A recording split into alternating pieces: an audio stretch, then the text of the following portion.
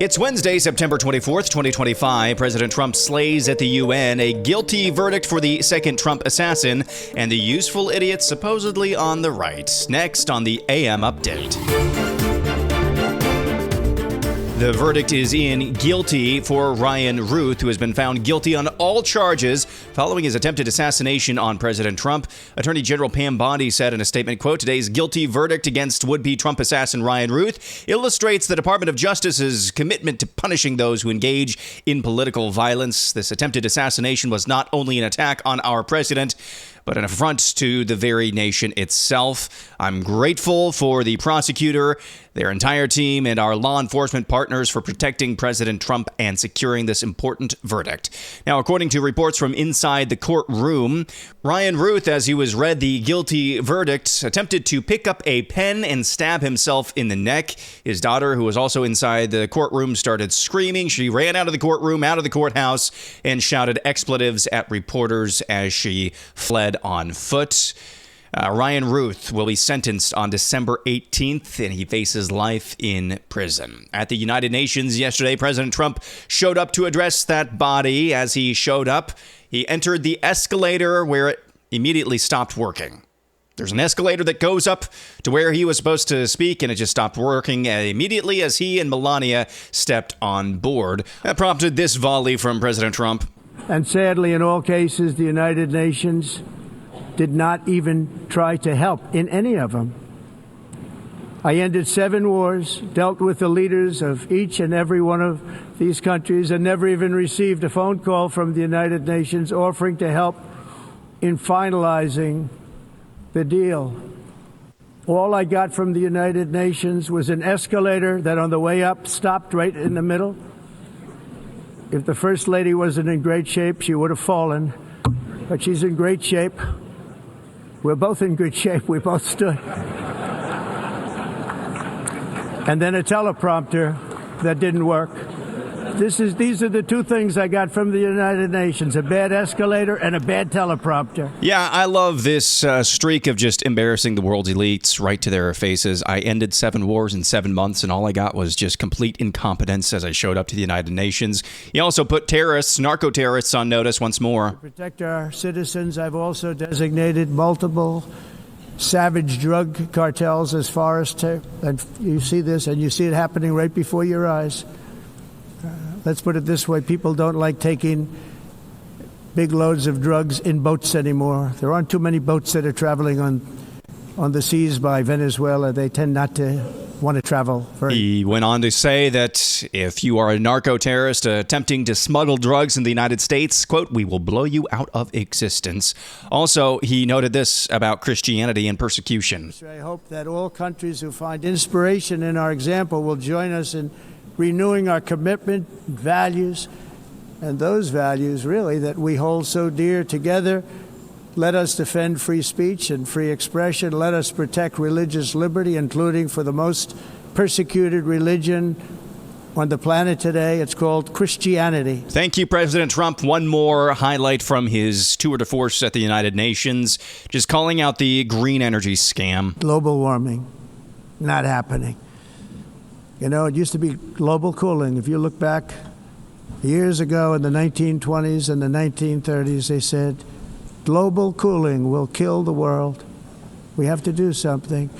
Then they said global warming will kill the world. But then it started getting cooler. So now they could just call it climate change, because that way they can't miss. It's climate change. Because if it goes higher or lower, whatever the hell happens, there's climate change. It's the greatest con job ever perpetrated on the world, in my opinion. Yeah, maybe. It might be up there with, did God really say? But, I mean, you look at the economy of like the nation of Germany and various Western European nations, and their economies are struggling right now. It's all tied to just egregious spending for the global warming, climate change, just pipe dream. 100% green energy. That's just not possible. It's just not possible. Yet, anyway, if at all. So good for President Trump for absolutely embarrassing the world's, especially the West's elites, to their faces. Well, Congressman Jim Jordan of the House Judiciary Committee, he made a big announcement yesterday. Google, Alphabet, their parent company, capitulating and waving the white flag on the notion that they censored, at the behest of the Biden administration, conservatives off of the second largest search platform on the face of the planet. In a few posts on social media, YouTube, Jim Jordan says, YouTube admitted that the Biden administration censorship pressure was unacceptable and wrong. They confirmed, YouTube did, that the Biden administration wanted Americans censored for speech that didn't actually violate the platform's community guidelines. YouTube also detailed when it began rolling back its censorship policies on political speech after the Judiciary Committee began its investigation. YouTube stated that public debate should, quote, never come at the expense of relying on authorities. It promised never to use third-party fact-checkers again and warned that Europe's censorship laws will target American and are targeting American companies and threaten American speech. So this is all very well and good. I'm glad that YouTube, their parent company, Alphabet's now waving the white flag. What I want to know is, and this is just the cynic in me, and I'm trying not to be super cynical, but what deal was cut behind the scenes with YouTube for them to admit all of this? Because a company like that is not going to admit to everything I just laid out, Jim Jordan just laid out. They're not going to admit to that in public view and have no assurance that they're not going to be prosecuted for it. You see what I'm saying here? So were there some behind closed doors deals with YouTube from certain power brokers in Congress, in the federal government, saying, hey, just admit all of this. Let us get the gotcha. Let us get the victory lap here. Let us get the soundbite. Let us get all the admissions here so we can show our people that they were not just making all this up. You really were censoring them, but we promise we won't actually hold you liable for any of this. Because if that happened, this is all just a paper tiger. It doesn't mean anything at all. Moving on, a person already in prison has been sentenced to 80 years in federal custody after authorities said the inmate built 2 bombs while behind bars and mailed them to federal courthouses in Anchorage, Alaska, and the Department of Justice in Washington, D.C.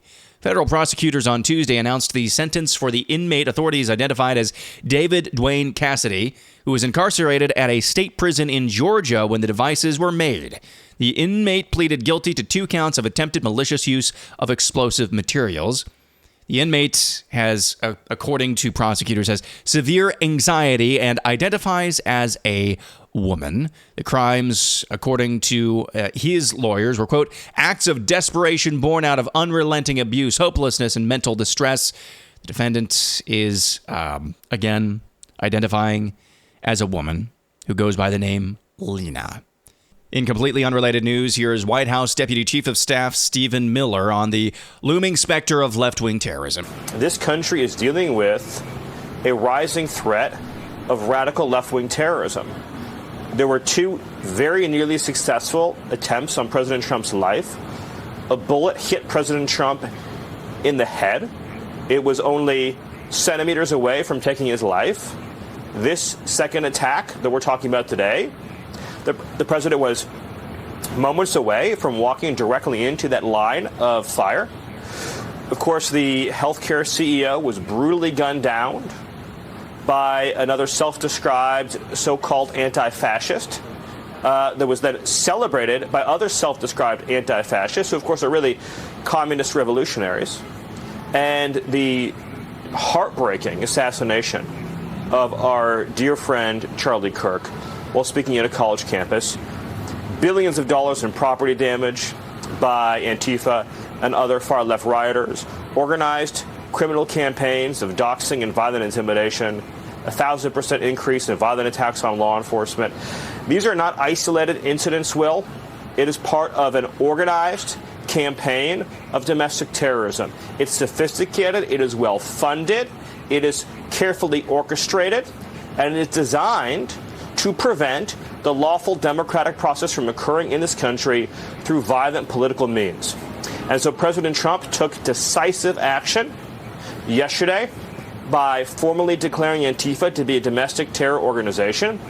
And then as we speak, under President Trump's leadership and direction, we are working on a broader counterterrorism strategy to fight domestic terror in this country, to uproot, dismantle, defund, and destroy these terrorist networks inside the United States. That's White House Deputy Chief of Staff Stephen Miller. So we are starting to get piece by piece kind of some broad ovations to what the federal government intends to do with Antifa. And Stephen Miller there is the latest example of that. When we come back, Kamala Harris launches her book tour. Also, when it comes to autism, there was actually a forerunner to some of the words that we heard out of the White House yesterday from an unlikely source. Also, the useful idiots on the right. It's coming up next.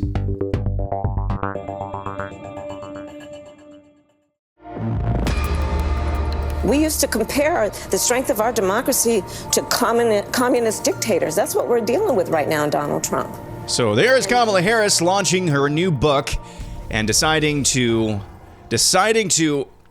compare President Trump to a communist dictator. Do you not realize, I guess, communists are bad now or something? There's Kamala Harris. She was also asked on Maddow why she didn't even consider Pete Buttigieg for her running mate back in 2024. I guess I'd ask you to just elaborate on that a little bit. It's hard to hear. Yeah. With you running as, you're the first woman elected vice president. You're a black woman and a South Asian woman elected to that high office, very nearly elected president. To say that he couldn't be on the ticket effectively because he was gay is hard to hear. No. That's not what I said. That he couldn't be on the ticket because he is gay. My point, as I write in the book, is that I was clear that in 107 days, in one of the most hotly contested elections for president of the United States, against someone like Donald Trump who knows no floor, to be a black woman running for president of the United States and as a vice presidential running mate, a gay man, with the stakes being so high, it made me very sad, but I also realized it would be a real risk. So Kamala Harris says, no, I decided not to choose Pete Buttigieg as my running mate. It wasn't because he was gay, though. It was because he was gay. So naturally, I decided to pick Tim Walz, who is very straight, thank you very much. Very straight. Straight as the day is long. I mean, So there's two things there this morning. Kamala Harris says communism is bad, and being gay was a liability for me. Except for when it came to Tim Walz, of course. She's starting to show some shakiness, she's going wobbly on the intersectionality totem pole. As we talked about yesterday, she is still, according to Echelon Insights, she's still the favorite amongst the Democrat Party for 2028. Quickly, this kind of made the rounds yesterday in the aftermath of the Monday announcement at the White House regarding autism, new therapeutic, or relatively new therapeutic, new to a lot of people, therapeutic that could help some individuals with autism spectrum disorder, as well as new guidance when it comes to acetaminophen.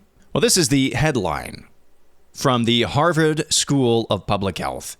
Using acetaminophen during pregnancy may increase children's autism and ADHD risk. This is from August 20th of this year. It turns out Harvard sounded the alarm on this. Harvard did. They had sounded the alarm on Tylenol before that meeting on Monday.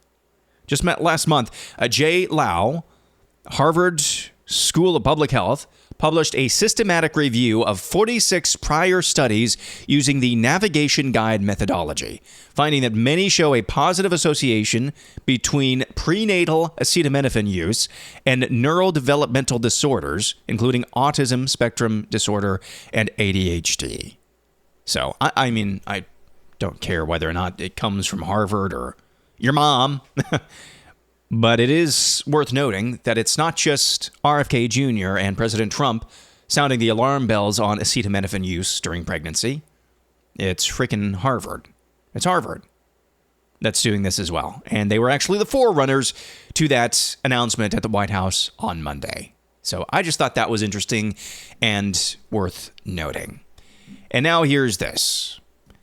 Back in the 80s, there was an interview between a former KGB agent named Yuri Bezmenov and journalist G. Edward Griffin, where the former KGB agent laid out the 4 steps that the Soviet Union planned to implement in the United States in order to subvert its culture and its institutions.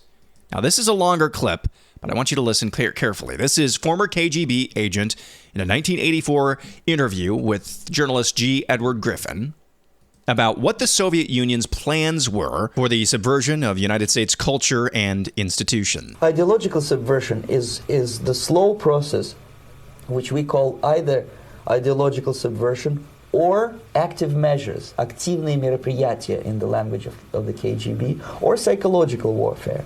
What it basically means is to change the perception of reality of every American to such an extent that despite of the abundance of information, no one is able to come to sensible conclusions in the interests of defending themselves, their families, their community, and their country.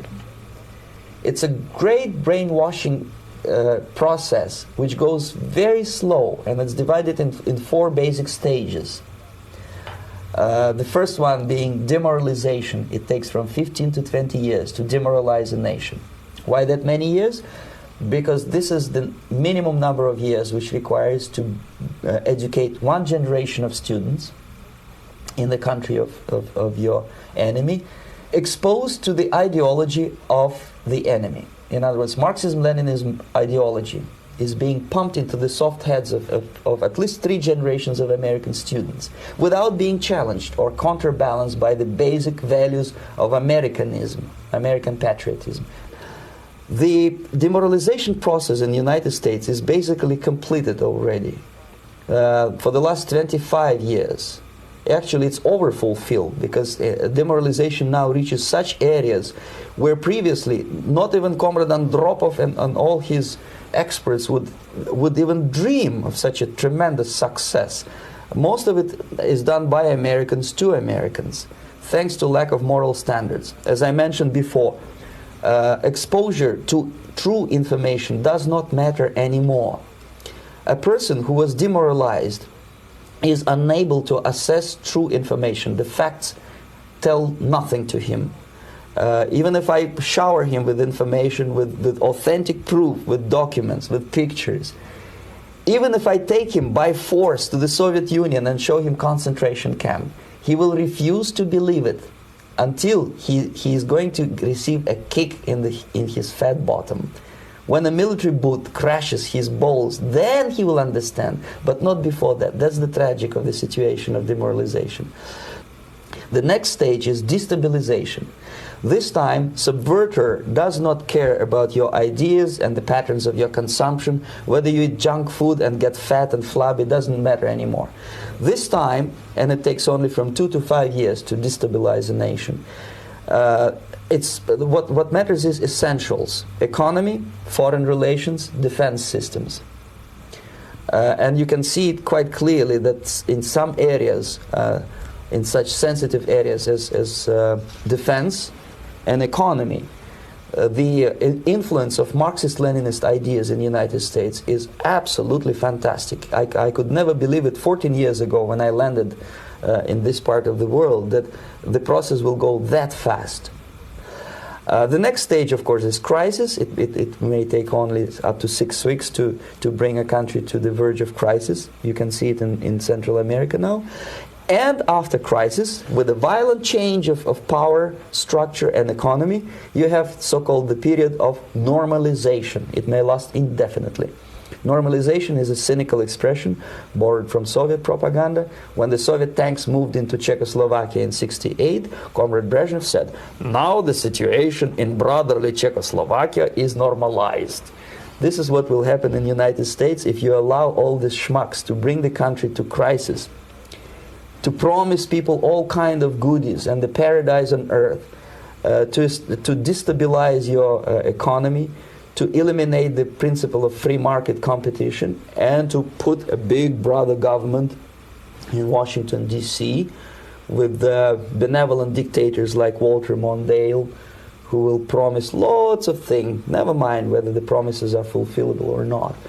Your leftists in United States, all these professors and all these beautiful civil rights defenders, they are instrumental in the process of the subversion only to destabilize the nation. When their job is completed, they are not needed anymore. They know too much. Some of them, when they get disillusioned, when they see that Marxist-Leninists come to power, obviously they get offended. They think that they will come to power. That will never happen, of course. They will be lined up against the wall and shot. But they may turn into the most bitter enemies of Marxist-Leninists when they come to power. And that's what happened in Nicaragua. You remember most of these former Marxist-Leninists were either put to prison or one of them split, and now he's working against Sandinistas. It happened in Grenada when Maurice Bishop was already a Marxist. He was executed by a new Marxist who was more Marxist than this Marxist. Same happened in Afghanistan when first there was Taraki, he was killed by Amin, then Amin was killed by Babrak Karmal with the help of KGB. Same happened in Bangladesh when Mujibur Rahman, very pro-Soviet leftist, was assassinated by his own Marxist-Leninist military comrades. It's the same pattern everywhere.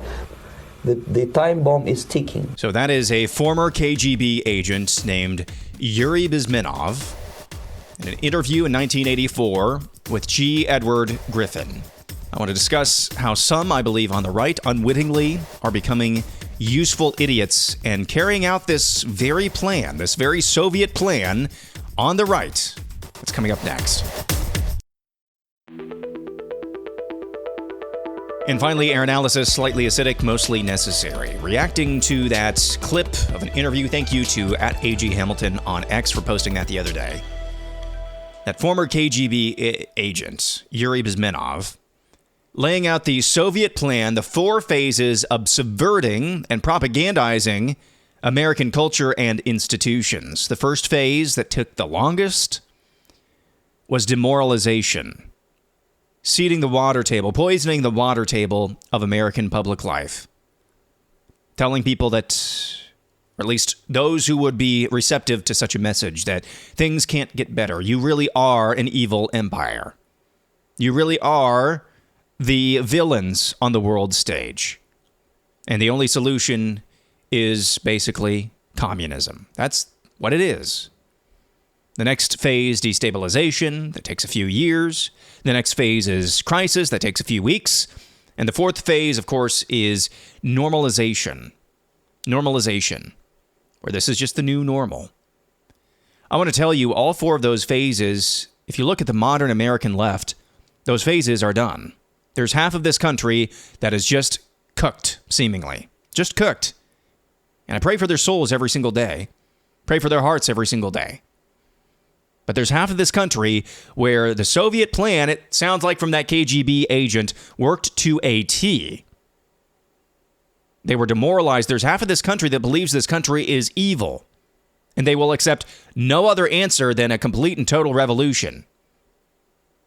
They were destabilized on that side. Barack Obama destabilized the two-party system. And it's really not a two-party system, but he completely remade the Democrat Party in his own image. He did. Now, the crisis in this analogy that I'm trying to lay out here, it's a little bit more fuzzy, but you can see now the Democrat Party of 2025 is way different, completely different than the Democrat Party of 1995. Where I can't remember if it had already been done yet or is about to be done.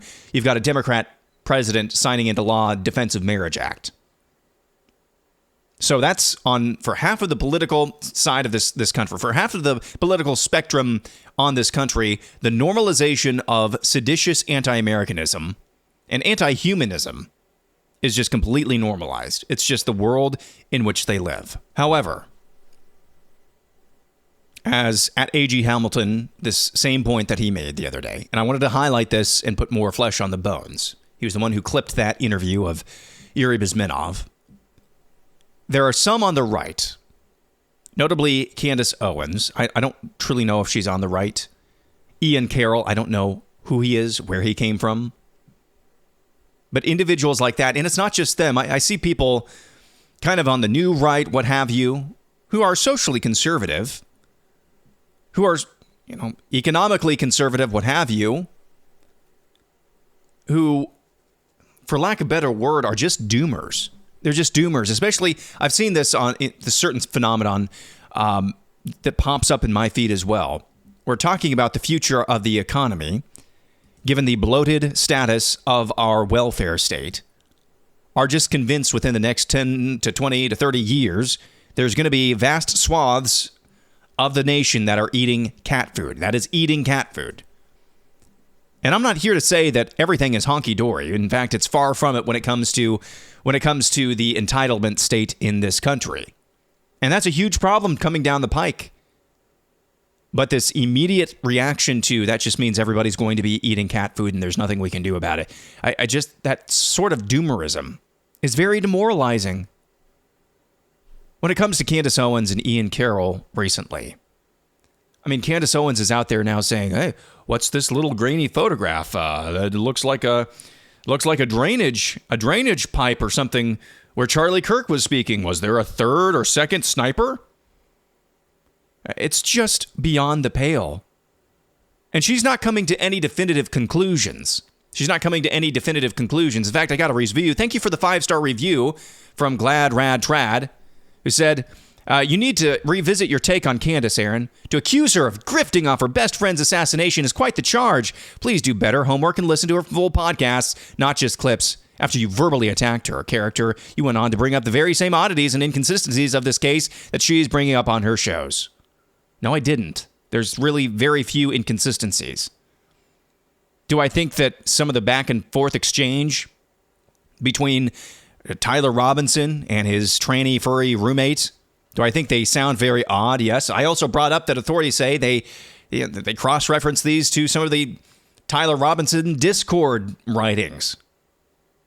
So I'm not bringing up very many inconsistencies at all. To me, this is fairly cut and dried. And saying that I accused her of grifting off of her best friend's assassination, yeah, she's grifting off of Charlie Kirk's assassination. They are not best friends.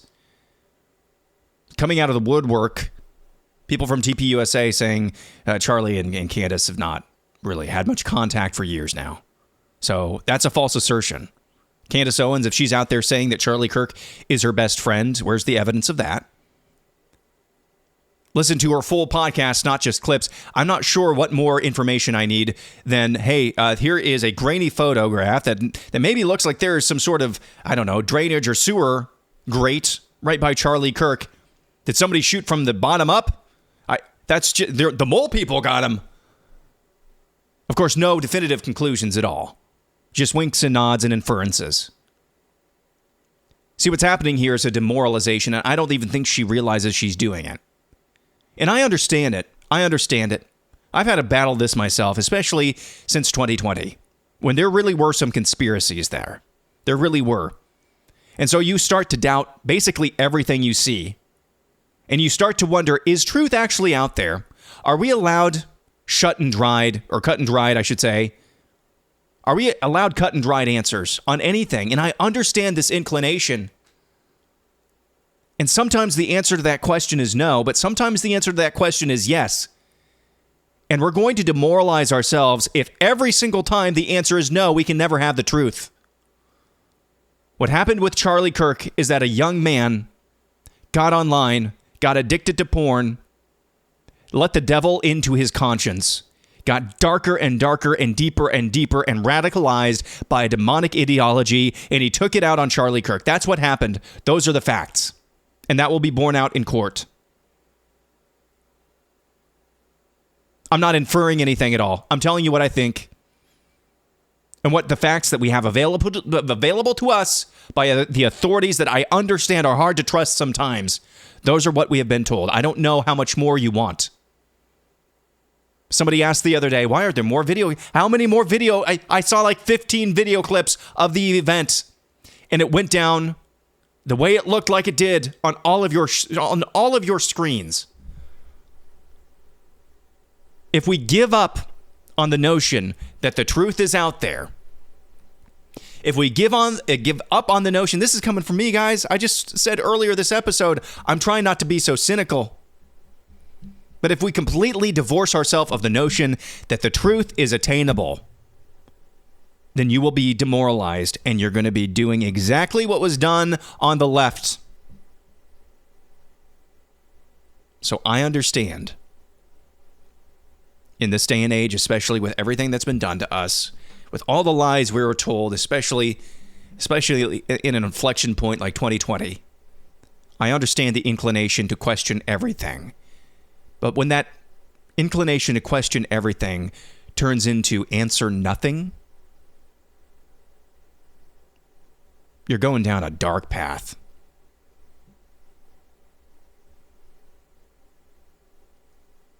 The truth is attainable. It is attainable. My faith is built on facts. One fact. Either he rose from the dead or he did not. If 2,000 years later, that is still true, then I have to believe other things. And the Charlie Kirk assassination is a big deal. But in the long arch of eternity, especially with what our Savior did 2,000 years ago, I have to believe that relatively minor incidents, the truth is attainable there as well. If the truth is attainable for something that happened 2,000 years ago, it's attainable for relatively small things these days. And I just think that there are some on the right who don't even understand that their question everything shtick is having the effect of demoralizing their audiences. And maybe we'll find out someday that it was intentional, that they actually are trying to demoralize people. I'm trying to give people maximum grace as I can, even people that I think don't deserve it. But don't go down the path. Please don't go down the path of questioning everything and answering nothing. That's going to do it for a Wednesday. Back at it again tomorrow. I'm Aaron McIntire, and this is the AM Update.